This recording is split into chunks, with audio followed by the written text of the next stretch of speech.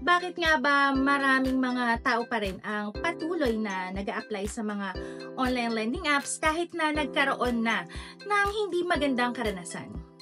Para po sa ating video ay ipapaliwanag ko ang mga kadalasang dahilan kung bakit pinipili pa din ng mga tao na mag-apply sa OLA kahit na sila ay naharas na. Una, mabilis kasi at madali yung pag-access sa pautang. Ang mga OLA ay nagbibigay ng mabilis na access sa mga pondo na kadalasang mas madaling makuha kumpara sa mga traditional na mga bangko o iba pang lending institutions. Para sa maraming tao, ang kaginhawahan na mabilis yung application at pag-approve ng loan ay higit na mas mahalaga kaysa sa mga posibleng negatibong karanasan. Pangalawa, kakulangan ng mga alternatives na pagmumulan o uutangan para sa pondo.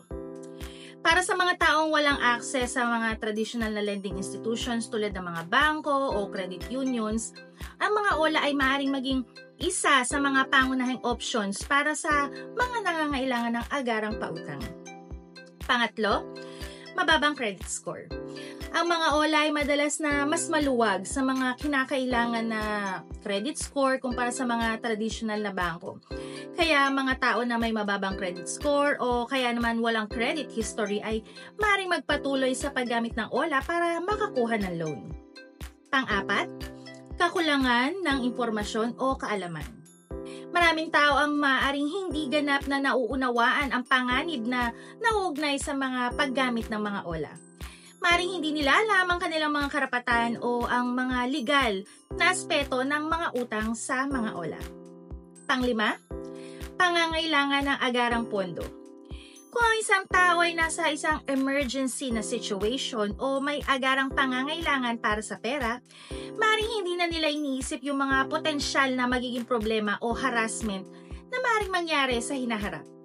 Kasi yung agarang pangangailangan na lang ng pera ang nagiging pangunahing priority nila over do sa harassments na mararanasan nila. Pang-anim, hindi pagkakaalam ng mga ibang options. Ang ilang mga tao ay maaaring hindi pamilyar sa mga iba pang mga alternatibong options para sa paghiram ng pera. Kaya syempre, ayun, patuloy silang bumabalik sa mga OLA kahit na nagkaroon na sila ng hindi magandang karanasan. At panghuli, paniniwala sa mga comments ng ibang tao at false advertisements.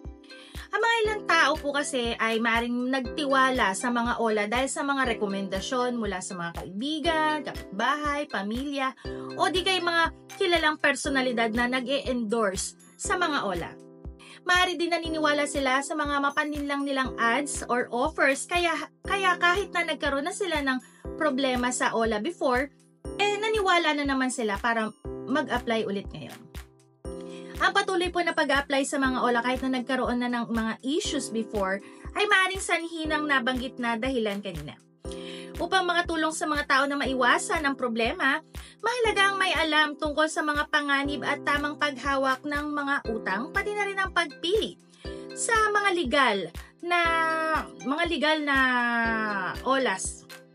Dito po sa PhilFlag ay layunin namin magbigay ng tamang impormasyon at suporta upang malabanan ang mga mapaninlang na gawain ng ilang OLA. Kung kayo po ay nangangailangan ng karagdagang tulong o nais maging part ng aming advocacy, huwag mag-atubiling makipag-ugnayan sa aming official Facebook page o bisitahin po ang aming website. Sana po ay may panibagong kaalaman akong na-share sa inyong lahat.